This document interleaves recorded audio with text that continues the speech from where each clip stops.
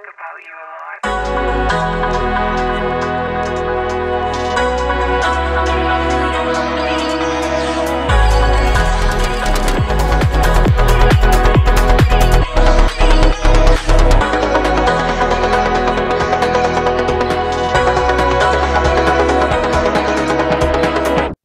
नमस्कार दोस्तों, मैं कृष्णा ठाकुर स्क्रीन फिक्सर से आपके लिए जो आज वीडियो रहने वाली है वो कैमरा के ऊपर रहने वाली है।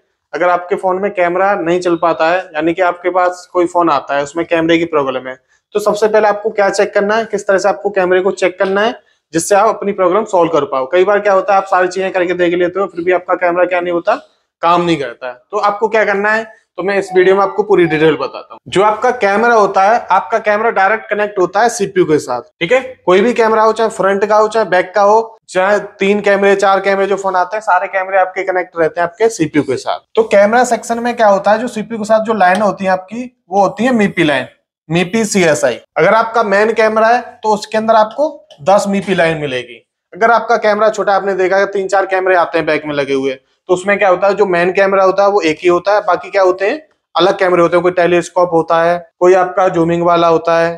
ठीक है, तो उनमें क्या होता है, आपकी 10 लाइनें नहीं रहती, उसमें कम लाइनें हो जाती हैं। किसी में आपको 8 लाइनें मिल जाएंगी, किसी में 6 मिल जाएंगी। तो इस तरह से उसमें क्या हो जाएंगी, थोड़ी लाइनें कम हो जाती है। तो सबसे पहले आपको ये श्योर करना है कि आपकी जो मीपी लाइन है वो प्रॉपर कनेक्ट है कि नहीं सीपीयू के साथ। तो इसके लिए आप क्या कर सकते हो, यहाँ पे आप जीआर चेक कर सकते हो 10 लाइनों पे। अब यहाँ पे जो जीआर की बात करें तो जीआर हमेशा इन लाइनों पे सेम आती है, 1 2 4 5 वैल्यू का अंतर आएगा, बाकी सेम जीआर आएगी।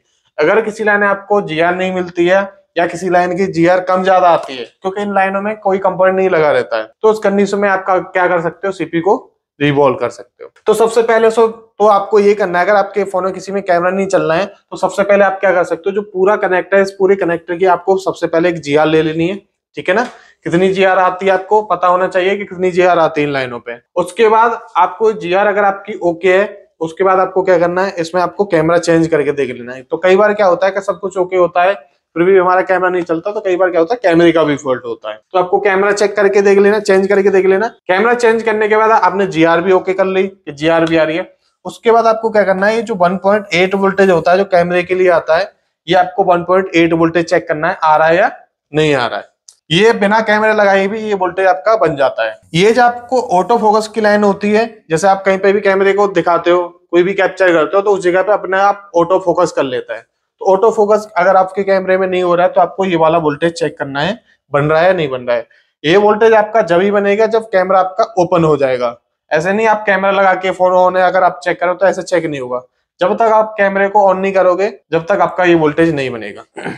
ये जो वोल्टेज होते हैं एवीडीडी और डीवीडीडी, ये वोल्टेज आपके जब बनते हैं जब आप कैमरे के आइकन पे ऐसे क्लिक करते हो, जब आपका कैमरा ओपन होता है उस समय ये वोल्टेज बनते हैं, उससे पहले ये वोल्टेज नहीं बनते हैं। तो आपका अगर कैमरा नहीं चल रहा है तो ये वोल्टेज आपको चेक करने हैं। अब ये वोल्टेज कैसे चेक करोगे, क्योंकि आपका कैमरा फेल्ड आ रहा है, आपने जैसे ही क्लिक किया कैमरा फेल्ड हो गया, वोल्टेज तुरंत ड्रॉप हो गए। तो उस कंडीशन में आप इस मल्टीमीटर से आप वोल्टेज को चेक नहीं कर पाते। तो उसके लिए आप क्या कर सकते हो, डीएसओ का इस्तेमाल कर सकते हो, यानी डीएसओ लगा के कैमरे को ओपन करके चेक कर सकते हो कि वोल्टेज आ रहा है या नहीं आ रहा है। जिस लाइन पे अगर वोल्टेज नहीं आ रहा है, आपको पता लग गया डीएसओ से कि इस लाइन पे वोल्टेज नहीं आ रहा है, तो आप क्या कर सकते हो, मैनुअली आप डीसी मशीन से भी वोल्टेज इस पे इंजेक्ट कर सकते हो। जैसे मान लो ये 2.8 वोल्टेज नहीं आ रहा है, तो आप क्या कर सकते हो, आपकी डीसी मशीन को 2.8 वोल्टेज पे सेट करके यहाँ पे 2.8 वोल्टेज दे सकते हो, जिससे आपका कैमरा चल जाएगा। तो ये जो तो वोल्टेज होते हैं ये आपके पावर से आते हैं, पावर से नहीं आ रहे होंगे तो आपके एलडीओ से आ रहे होंगे। एलडीओ आपको पता है 4 टंग का आपका एलडीओ होता है, उससे आपके आ रहे होंगे। तो सैमसंग में आपको ज्यादा तरीके से एलडीओ वगैरह मिल जाते हैं देखने को, तो वहां से एलडीओ से वोल्टेज दिए जाते हैं। बाकी आपको पावर से और एलडीओ से दोनों से ही मिल सकते हैं। आपको चेक कर लेना है कि आपका कहाँ से वोल्टेज आ रहा है, पावर से आ रहा है एलडीओ से आ रहा है।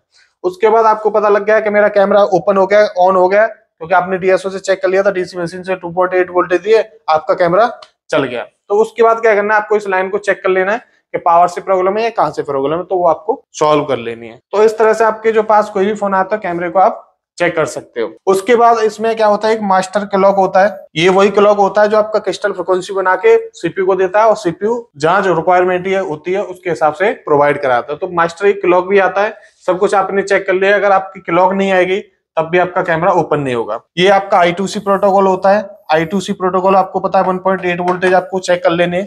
अगर ये भी नहीं आएंगे तब भी आपका कैमरा क्या हो जाता है, बंद हो जाता है। ये आपकी रीसेट लाइन होती है। अगर रीसेट लाइन आपकी खराब हो गई, ये लाइन ब्रेक हो गई, तब भी आपका कैमरा काम नहीं करेगा। तो आपको क्या करना है, आपको जितनी लाइन है सब पे GR ले लेनी है, सबके वोल्टेज चेक कर लेने हैं। उसके बाद क्या करना है, लास्ट टाइम मान लो आपने वोल्टेज भी चेक कर लिया, सब कुछ ओके दिखा रहा है आपका, और कैमरा फिर भी आपका ओपन नहीं हो रहा है, तो उस कंडीशन में क्या करना है, आपको CPU को रिवॉल्व करना है।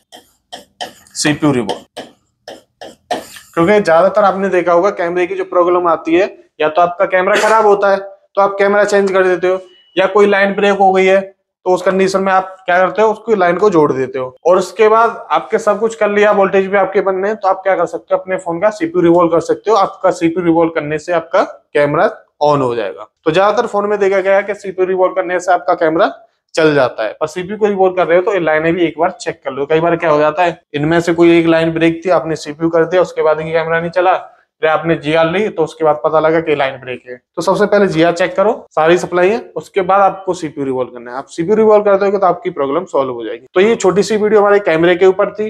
वीडियो कैसी लगी हमें कमेंट करके जरूर बताएं। वीडियो को लाइक एंड शेयर जरूर करें। Thank for watching.